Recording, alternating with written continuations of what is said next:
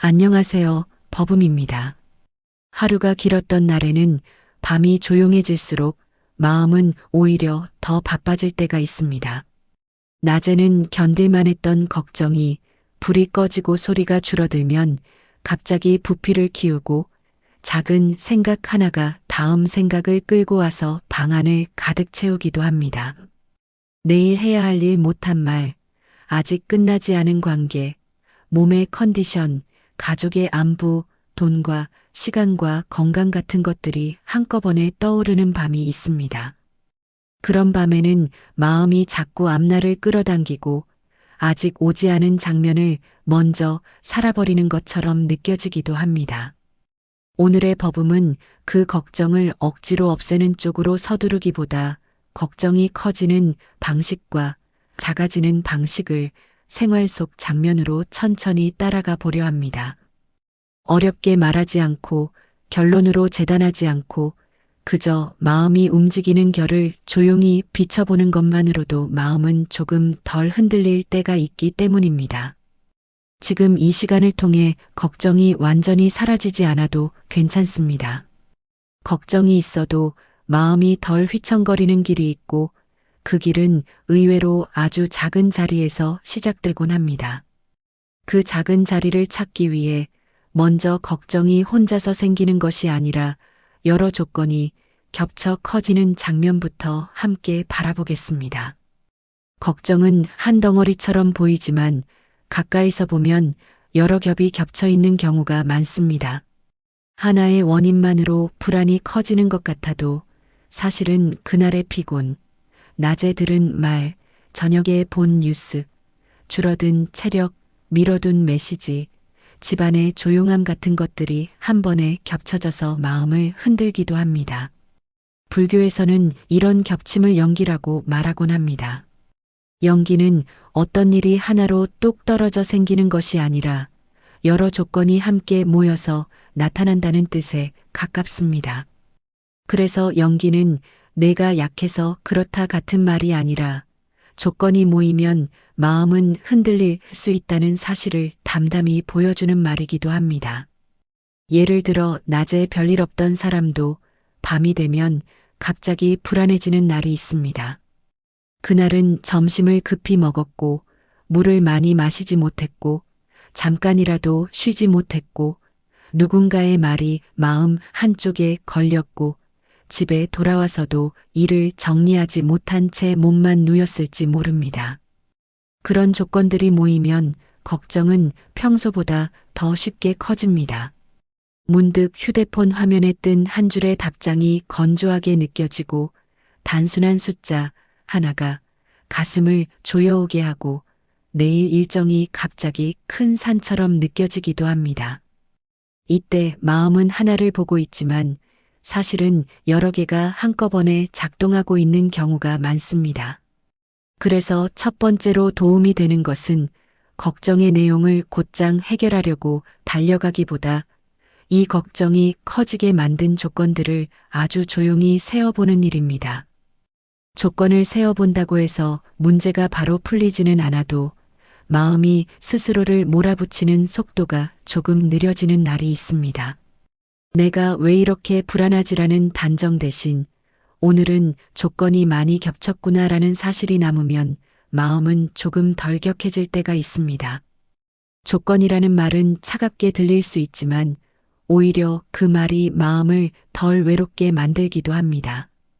불안이 내 성격의 결함이 아니라 오늘의 환경과 몸과 마음이 함께 만든 파도라는 느낌이 들면 마음은 파도에 휩쓸리기보다 파도를 바라보는 자리로 한 발 물러설 수 있기 때문입니다. 그리고 그 한 발이 생기면 걱정이 나를 전부 삼키는 느낌이 조금 줄어들기도 합니다. 연기는 또한 방향을 보여주기도 합니다. 조건이 모여 커진 것이라면 조건이 바뀌면 결도 바뀔 수 있다는 뜻이기도 합니다. 밤이 불안을 키웠다면 밤이 지나면 불안도 모양을 바꿀 수 있고 피곤이 불안을 키웠다면 피곤이 풀리는 날에는 불안도 덜 날카로울 수 있습니다. 이렇게 마음이 영원히 이럴 것이라는 결론에 덜 매달리게 되는 순간이 생기면 그 순간 자체가 이미 작은 평온의 시작이 되기도 합니다. 이제 그 조건들 가운데 가장 먼저 불안을 알려오는 곳이 어디인지 마음보다 앞서 움직이는 몸의 신호를 따라가 보겠습니다. 걱정이 커지는 밤에는 생각이 먼저라고 느끼기 쉽지만 실제로는 몸이 먼저 반응하는 경우가 많습니다. 가슴이 조여오고 목이 마르고 어깨가 올라가고 턱이 굳고 손끝에 힘이 들어가는 변화가 먼저 찾아오기도 합니다. 불안은 내용보다 먼저 감각으로 오는 날이 있습니다. 그래서 오늘은 무엇이 걱정인가 보다 걱정이 올 때 몸이 어떻게 되는가를 조금 더 가까이서 바라봅니다. 어떤 날은 침대에 누운 순간부터 가슴이 답답해지고 어떤 날은 등을 대고 누웠는데도 몸이 계속 준비 태세를 놓지 못합니다. 마치 아직 낮이 끝나지 않은 것처럼 몸이 계속 무엇인가를 대비하고 있는 느낌이 들 때가 있습니다. 그 상태에서는 생각이 더 빠르게 달립니다. 내일 있을 일들을 미리 점검하고 혹시 생길 문제를 먼저 그려보고 그 문제를 막기 위한 말을 머릿속에서 리허설하듯 반복하기도 합니다. 그렇게 준비를 많이 하면 마음이 편해질 것 같지만 준비가 길어질수록 마음은 오히려 더 긴장하는 날도 있습니다. 왜냐하면 마음은 준비라는 이름으로 불안을 계속 먹이기도 하기 때문입니다. 불안은 종종 해결책이 아니라 대비책을 무한히 만들게 합니다. 대비책이 늘어날수록 마음은 아직 안전하지 않다는 신호를 더 많이 받게 되고 그 신호가 다시 불안을 키우는 날이 있습니다. 이때 몸의 신호를 알아차리는 것은 불안을 이기는 기술이라기보다 불안이 나를 끌고 가기 전에 내가 내 자리로 돌아오는 표식이 되어줍니다. 지금 어깨가 올라가 있구나라는 사실 하나가 내가 큰일을 앞두고 있다는 상상보다 더 현실적인 사실일 때가 있습니다. 사실은 마음을 단단하게 하지 않고도 마음을 안정시키곤 합니다. 예를 들어 이불을 덮고도 손이 차가운 날이 있습니다. 손이 차가우면 마음은 더 빨리 불안해지기도 합니다. 이때 마음은 손의 차가움을 불안의 증거로 해석하고 해석은 다시 불안을 키웁니다. 하지만 손이 차가운 날이 있다는 사실 자체는 죄가 아닙니다. 몸이 긴장하면 손끝 혈관도 좁아지고 그 좁아짐이 다시 차가움으로 느껴질 수 있습니다. 그렇게 몸의 언어를 알면 마음은 조금 덜 겁을 먹습니다. 겁이 덜해지면 생각도 덜 급해지고 급함이 줄면 걱정의 속도도 조금 늦어집니다. 그 늦어짐이 밤을 다르게 만들기도 합니다. 불안은 빠를수록 커지고 느려질수록 모양이 드러납니다. 모양이 드러나면 불안은 한 덩어리가 아니라 여러 작은 덩어리로 나뉘고 나뉘면 마음은 덜 압도됩니다. 이제 그 덩어리들 가운데 밤마다 자주 찾아오는 이 걱정은 끝나지 않을 것 같다는 느낌을 부드럽게 풀어주는 말로 무상을 함께 떠올려 보겠습니다. 불안한 밤에는 걱정이 영원처럼 느껴질 때가 있습니다. 지금의 기분이 내일도 모레도 한 달 뒤에도 그대로 이어질 것처럼 느껴지고 그래서 마음은 더 무거워집니다. 하지만 마음의 상태는 생각보다 자주 바뀝니다. 사람의 기분은 온도와 빛과 소리와 피곤과 배고픔과 대화 한마디에도 바뀌고 어떤 날은 잠에서 깨어난 뒤에 전혀 다른 얼굴을 하기도 합니다. 불교에서 무상은 늘 같은 모습으로 머물지 않는 흐름을 말합니다. 무상은 아무것도 중요하지 않다는 말이 아니라 지금의 상태가 고정된 결론은 아니다라는 사실을 조용히 기억하게 해주는 말에 가깝습니다. 걱정이 커진 밤에는 마음이 결론을 빨리 만들고 싶어 합니다. 망할 것 같다, 끝난 것 같다 같은 단정은 마음을 순간적으로 정리해주는 듯 보이지만 사실은 마음을 더 좁은 방에 가두기도 합니다. 무상은 그 방의 문을 아주 조금 열어줍니다. 지금의 불안이 영원한 결론이 아니라 흘러가는 과정일 수 있다는 가능성을 남겨줍니다. 가능성은 문제를 해결하지 않아도 마음을 살립니다. 마음이 살면 문제를 보는 눈도 조금 달라지기 때문입니다. 예를 들어 밤에만 유독 크게 들리는 소리가 있습니다. 벽시계 초침 소리, 냉장고가 돌아가는 소리, 멀리서 지나가는 차 소리 같은 것들입니다. 낮에는 무심히 지나가던 소리들이 밤에는 내가 깨어 있다는 사실을 더 선명하게 알려주고 그 사실이 다시 불안을 자극하기도 합니다. 그럴 때 무상을 떠올리면 그 소리도 흘러가고 있다는 사실이 보이기도 합니다. 초침은 멈추지 않고 냉장고의 소리도 계속 같은 리듬으로 오고 차 소리도 지나가면 사라집니다. 소리가 흘러가듯 마음의 파도도 흘러갈 수 있습니다. 파도는 잡을 수 없지만 파도가 지나가는 것을 볼 수는 있습니다. 무상은 파도를 잡아라라고 말하지 않고 파도는 지나간다라는 사실을 가만히 곁에 두어줍니다. 그 사실이 있으면 마음은 조금 덜 절박해집니다. 절박함이 줄면 걱정의 말도 조금 조용해지고 조용해지면 밤은 조금 덜 무겁게 느껴질 수 있습니다. 무상은 또한 완벽해야 한다는 생각을 부드럽게 풀어주기도 합니다. 내가 흔들리는 날이 있는 것은 이상한 일이 아니라 흘러가는 삶의 리듬 안에 있는 일일 수 있습니다. 흔들림이 삶의 일부라는 사실을 받아들이면 마음은 흔들림을 두려워하기보다 흔들림을 지나는 법을 배우게 됩니다. 이제 지나가는 흐름을 알면서도 불안이 계속 커질 때 우리가 무엇을 붙잡으려 하기 때문에 더 힘들어지는지 공의 비유로 더 가까이에서 바라보겠습니다. 불안한 밤에 마음이 가장 자주 하는 일은 붙잡는 일입니다. 내일을 붙잡고 결과를 붙잡고 상대의 마음을 붙잡고 내 몸의 상태를 붙잡고 이렇게 되어야만 한다는 조건을 붙잡습니다. 붙잡으면 안전해질 것 같지만 붙잡는 손에 힘이 들어갈수록 마음은 오히려 더 긴장하기도 합니다. 불교에서 공은 손에 쥐려 하면 이미 흘러가 있는 성질로 비유되곤 합니다. 공은 허무가 아니라 붙잡으려는 방식으로는 완전히 소유할 수 없는 것들이 있다는 사실을 조용히 보여주는 말에 가깝습니다. 불안한 밤에는 특히 완전히 소유할 수 없는 것들을 소유하려고 애쓰는 날이 많습니다. 상대의 반응, 내일의 변수, 건강검진 결과, 돈의 흐름, 아이의 선택, 부모님의 몸 상태 같은 것들은 내가 온전히 잡을 수 없는 영역이기도 합니다. 그런데 마음은 그 영역을 잡지 못하면 더 불안해지고 더 불안해지니 더 세게 잡으려 하고 그 잡는 힘이 다시 불안을 키우는 날이 있습니다. 공은 그 악순환을 비난하지 않습니다.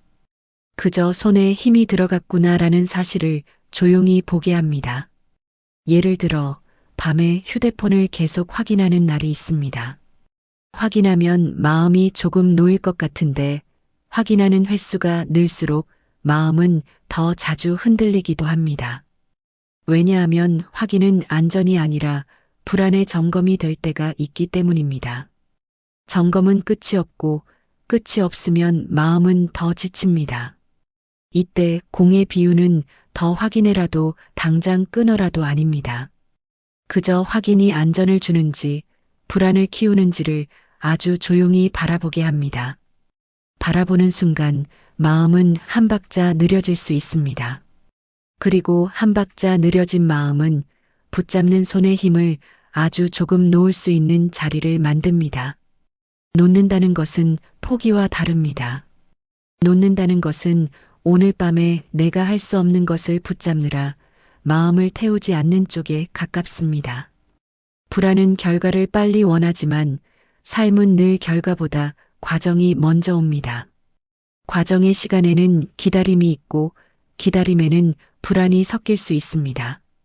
그 불안을 죄로 만들지 않으면 불안은 불안대로 흘러갈 수 있습니다. 공은 그 흘러감을 가능하게 하는 말입니다. 붙잡으려는 손이 잠깐 느슨해지면 밤은 전혀 다른 표정을 하기도 합니다. 걱정이 사라지지 않아도 걱정이 내 목을 조이는 힘이 조금 줄어드는 날이 있습니다. 이제 불안한 밤에 자주 등장하는 또 하나의 고통, 나를 향한 날카로운 말들을 부드럽게 바꾸는 자비의 이야기로 이어가겠습니다. 불안한 밤에 사람을 가장 힘들게 하는 것은 걱정 그 자체만이 아닐 때가 있습니다. 걱정 위에 얹히는 말이 있습니다. 왜 이것도 못하냐? 왜 이렇게 약하냐? 이 나이에 뭐가 불안하냐 같은 말입니다. 이 말들은 누가 해주지 않아도 내가 나에게 먼저 던질 때가 있습니다. 낮에는 참고 넘어갔던 자책이 밤이 되면 더 선명해지고 그 자책이 불안을 더 키우기도 합니다. 불교에서 자비는 누군가에게만 향하는 따뜻함이 아니라 내 마음이 내 마음을 다치게 하지 않도록 해주는 시선이기도 합니다. 자비는 괜찮다를 억지로 외치는 말이 아니라 지금의 상태를 있는 그대로 보면서도 거칠게 재단하지 않는 태도에 가깝습니다. 예를 들어 불안한 밤에 나는 왜 이렇게 걱정이 많지라는 생각이 올라오면 그 다음에 따라오는 말이 있습니다. 그러니까 내 인생이 이 모양이지 같은 말입니다. 이 말은 불안을 설명하는 듯하지만 사실은 불안에 또 하나의 무거운 돌을 얹습니다. 돌이 얹히면 마음은 더 가라앉고 가라앉으면 숨이 더 얕아지고 얕아지면 생각은 더 급해지기도 합니다. 자비는 그 돌을 빼앗아 던지지 않습니다. 그저 돌이 올라간 것을 알아차리고 돌의 무게를 그대로 들고 있는 내 마음을 바라봅니다. 그 바라봄은 신기하게도 마음을 덜 외롭게 만들 때가 있습니다. 외로움이 줄면 불안도 줄어들 때가 있습니다.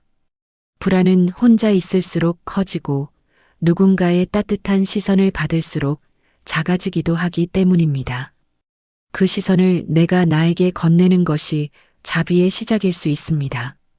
자비가 생활 속에서는 이렇게 나타날 때가 있습니다. 오늘 하루를 버틴 몸을 조금 더 거칠게 쓰지 않는 것, 오늘 하루를 버틴 마음을 또 버텼구나라고 인정하는 것, 그리고 실수한 순간을 나는 끝났다로 바꾸지 않는 것, 이런 것들입니다. 불교에서 업은 반복되며 굳어지는 마음의 방향이라고도 합니다. 자책도 반복되면 길이 됩니다. 불안할 때마다 자책으로 가는 길이 익숙해지면 불안은 더 무서운 손님이 됩니다. 하지만 다른 길도 익숙해질 수 있습니다.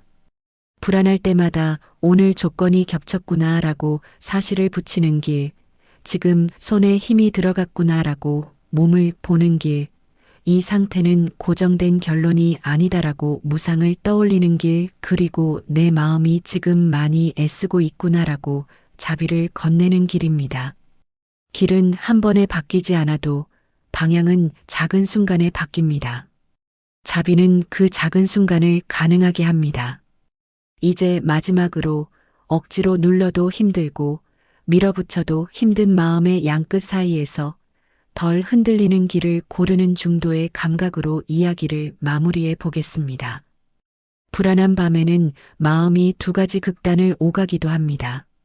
하나는 억지로 눌러버리는 쪽이고 다른 하나는 끝까지 밀어붙이는 쪽입니다. 억지로 누르면 속에서 더 타는 날이 있고 밀어붙이면 밤새 마음이 달려가며 더 지치는 날이 있습니다. 불교에서 중도는 이 두 극단 사이에서 덜 괴로운 자리를 찾는 길로 전해지곤 합니다. 중도는 애매하게 반식하는 것이 아니라 나를 더 다치게 하는 방식에서 조금 벗어나는 선택에 가깝습니다. 불안한 밤의 중도는 종종 아주 소박한 모습으로 나타납니다. 오늘 밤에는 해결할 수 없는 것을 오늘 밤에 해결하려고 자신을 몰아세우지 않는 것, 내일로 넘겨도 되는 것을 내일로 넘기는 것, 그리고 내일을 준비하되 내일을 미리 다 살아버리지는 않는 것, 이런 선택입니다. 불안은 지금 당장 결론을 원하지만 삶은 지금 당장 결론을 자주 허락하지 않습니다. 그래서 중도는 결론을 강요하지 않는 방향입니다. 결론을 강요하지 않으면 마음은 조금 덜 급해지고 급함이 줄면 불안의 파도도 덜 높아지는 날이 있습니다. 무상은 여기서 다시 힘이 됩니다. 지금의 불안은 고정된 내 모습이 아니라 흘러가는 상태일 수 있습니다. 연기는 여기서 다시 길을 보여줍니다. 오늘 불안이 커진 것은 내 잘못만이 아니라 여러 조건이 겹친 결과일 수 있고 조건은 바뀔 수 있습니다. 공은 여기서 다시 손을 풀어줍니다. 내가 잡을 수 없는 것을 잡으려는 손에 힘이 들어가면 마음이 더 지치니 오늘 밤에 내가 할 수 있는 만큼만 하고 할 수 없는 것은 마음에서 내려놓는 쪽으로 방향을 고를 수 있습니다. 자비는 여기서 다시 나를 살립니다. 불안한 내가 초라하게 느껴질 때 자비는 초라하다라는 판결 대신 애쓰고 있다라는 사실을 남겨줍니다. 사실이 남으면 마음은 덜 무너집니다. 덜 무너지면 내일도 덜 무겁습니다. 불안은 사라지지 않을 수 있습니다. 그렇지만 불안이 있어도 마음이 덜 흔들릴 수는 있습니다. 불안이 있어도 밤이 끝나는 것처럼 불안이 있어도 새벽이 오고 불안이 있어도 하루는 다시 시작됩니다. 그 흐름을 기억하면 마음은 불안을 전부로 만들지 않을 수 있습니다.